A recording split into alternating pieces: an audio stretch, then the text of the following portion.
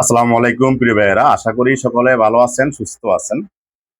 এইমাত্র খবর পেলাম সিঙ্গাপুরে চুরি করার অপরাধে দুইজন স্বনামধন্য বাংলাদেশি বাইকে সিঙ্গাপুর পুলিশ আটক করেছে। তারা নাকি দীর্ঘদিন যাবৎ জুলুং আইল্যান্ডে কাজ করতো, সেখান থেকে কেবল চুরি করত। এটা গত কয়েকদিন যাবৎ ওই সিকিউরিটি তাদেরকে মনিটরিং এ রাখছে। গতকালকে নাইট শিফটে সারা রাত কাজ করে তারা 3 বস্তা কেবল কেটে নিয়ে আসছে এবং সেই জুলুং আইল্যান্ডের সিকিউরিটি গার্ড তাদেরকে আটক করছে। আটক করে তার কোম্পানি বসকে কল দিছে ও পুলিশকে কল দিছে। কোম্পানির বস গিয়ে চাইছিল সমঝোতা করে তাদেরকে রেখে রেখে দিতে বা তাদেরকে দেশে স্যান্ডব্যাক করে দেওয়ার জন্য। যেহেতু পুলিশকে কল দেওয়া হয়ে গেছে, পুলিশ এসে তাদেরকে বলে যে আইন অনুসারে তাদের সাজা হবে, তারপর তারা দেখা যাবে। তো পুলিশ তাদেরকে নিয়ে যায়। এখন সিঙ্গাপুরের আইন অনুসারে যা সাজা হবার তাই তাদের বিরুদ্ধে হবে। তাদের ছবি আমার কাছে আছে, সব পরিচয় আছে, আমি পোস্ট করলাম না, কারণ তারা চুরি করেছে, তার পরিবার তো চুরি করা নেই, তার পরিবার তো কোনো দোষ করে নেই। তাদের ছবি দেখে হয়তো বা দেখা থাকা যে যারা আছে তার পরিবারকে কটূক্তি করবে, পরিবারকে খারাপ মন্তব্য করবে, সেই কারণে তাদের ছবি বা পরিচয় প্রকাশ করলাম না। আমি আপনাদের কাছে বিনীত অনুরোধ করব, সিঙ্গাপুরে চুরি করা থেকে বিরত থাকবেন।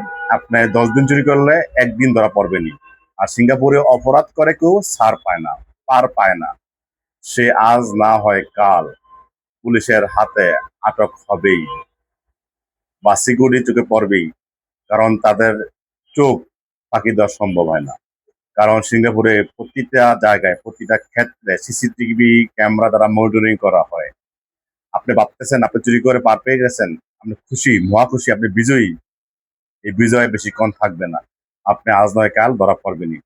তবে আপনাদের কাছে আমার অনুরোধ, যারা আমার ভিডিওটা দেখছেন সবাইকে সতর্ক করে দিবেন, কেউ যাতে আইন বিরোধী কাজ না করে, চুরির মতো অপরাধে জড়িয়ে না পড়ে।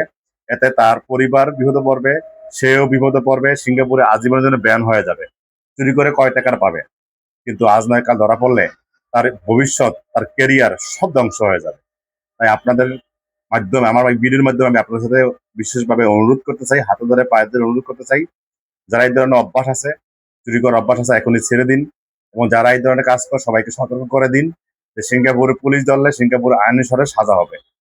সাজা হওয়া মানে কি বুঝে, কিন্তু সিঙ্গাপুরে জেলে থাকতে হবে এবং সিঙ্গাপুর থেকে ব্যান করে দেশে ফেরত পাঠিয়ে দিবে। পরবর্তীতে যতই ট্রাই করুক, সিঙ্গাপুরে আর যাওয়া যাবে না। তাই আপনাদের কাছে আমার এটাই অনুরোধ, সবাইকে জানিয়ে দিবেন যে এই ধরনের কাজ না করে। দুজন বাংলাদেশি ভাই চুরি করে ধরা পড়ছে, তারা যাতে পরিবারকে ধৈর্য ধরে তদন্ত করি, আর কিন্তু তাদের তাদের অন্যায়ের সাজা তারা পাক, এটা আমরা চাই। সকল ভালো থাকুন। আসসালামু আলাইকুম।